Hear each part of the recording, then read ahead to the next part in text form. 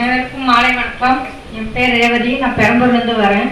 நான் சமூக நலத்துறையில் கண்காணிப்பாளராக ஒர்க் பண்ணிட்டு இருக்கிறேன்.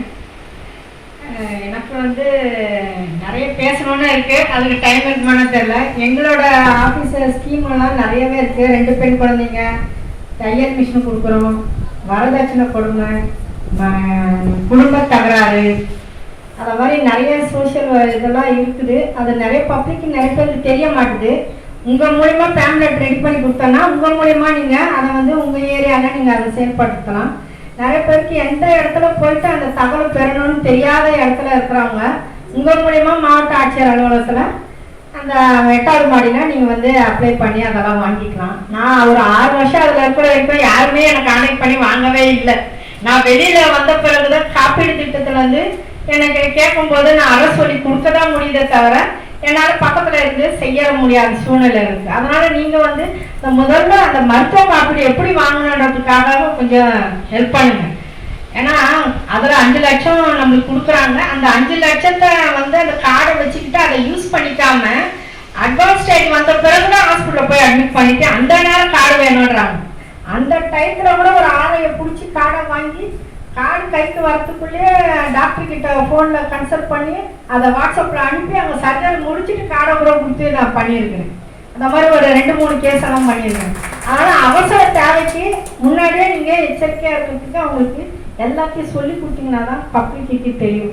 அவங்க வேலைக்கு போகிறவங்களுக்கு வெளியில் இருக்கிறவங்களும் நிறைய வித்தியாசம். வீட்டில் இருக்கிறாங்க ஆனால் பக்கத்தில் சுற்றில் இருக்கிறவங்களுக்கு நிறைய விஷயம் தெரியுது. ஆனால் இண்டிவிஜுவலாக இருக்கிறவங்களுக்கு நிறைய விஷயம் தெரியும், படித்தவங்களுக்கு நிறைய விஷயம் தெரிய மாட்டேங்குது. அதனால் எல்லாருக்கும் தெரியணும் இந்த விஷயம். நானும் ஒரு மெடிக்கல் கேம்ப் போடலாம் இருக்கிறேன். அந்த ராய்பேட்டை ரெய்னி ஹாஸ்பிட்டல் பக்கத்தில் ஒரு டாக்டர் இருந்தார், ரவிச்சந்திரன், 5 ரூபா டாக்டர்னு கேள்விப்பட்டிருக்கீங்களா?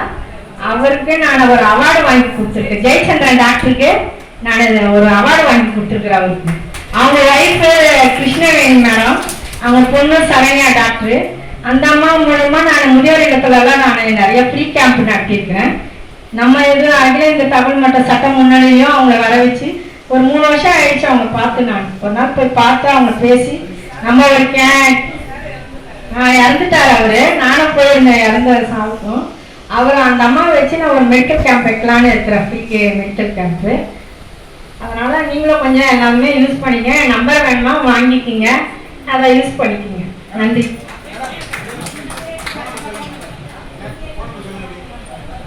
ஃபோன் நம்பர் நோட் பண்ணிக்கோங்க. முக்கியமாக மருத்துவ காப்பீடுக்கு யூஸ் பண்ணிக்கோங்க. 2 பெண் குழந்தை இருக்கணும்னா அவங்க ஆண் வாரிசு இருக்கக்கூடாது. 2வது குழந்தைக்கு 3 வயசுக்குள்ளே இருக்கும்போது, முதல் குழந்தைக்கு 10 வயசு இருந்தாலும் 2வது குழந்தைய 3 வயசுக்குள்ளே இருக்கும்போது அவங்க கருத்தோட ஆப்ரேஷன் பண்ணிட்டு ஸ்டார்டிங் சர்டிஃபிகேட்டும் டிஸ்சார்ஜ் சம்மரியாக வாங்கி 8வது மாடி கலெக்டர் ஆஃபீஸு சென்னை பி ஸ்டேஷனில் 8வது மாடியில் நோட் பண்ணிக்கோங்க. என்னோட ஃபோன் நம்பர் நோட் பண்ணுங்க. 63 790 710 82. ரேவதி, எல் ரேவதி. அதே மாதிரி ஆஷா நிவாஸ்னு ஒரு ஹாஸ்டல் இருக்கு. அந்த ஆஷா நிவாஸ் குரியன் தாமஸ் சாருக்கும் நான் ஒரு அவார்டு வாங்கி கொடுத்துருக்குறேன். அப்புறம் எய்ட்ஸில் பாதிக்கப்பட்ட குழந்தைங்க எஸ்ஐபி ட்ரஸ்ட் திருநங்கை வச்சு நடத்துறாங்க. 35 குழந்தைங்க வச்சு நடத்துறாங்க. இன்னைக்கும் அந்த ஹாஸ்டலில் எல்லாம் எதாவது டோனர்ஸ்னா அவங்களுக்கு தான் நான் சாப்பாடு, எனக்கு ஃபோன் வந்தாவே அந்த இடத்துக்கு தான் சொல்லி விடுவேன். அந்த 100 நான் ஒரு அவார்டு வாங்கி கொடுத்துருவேன். கவர்மெண்ட் மூலிமா 3 அவார்டு. என்னோட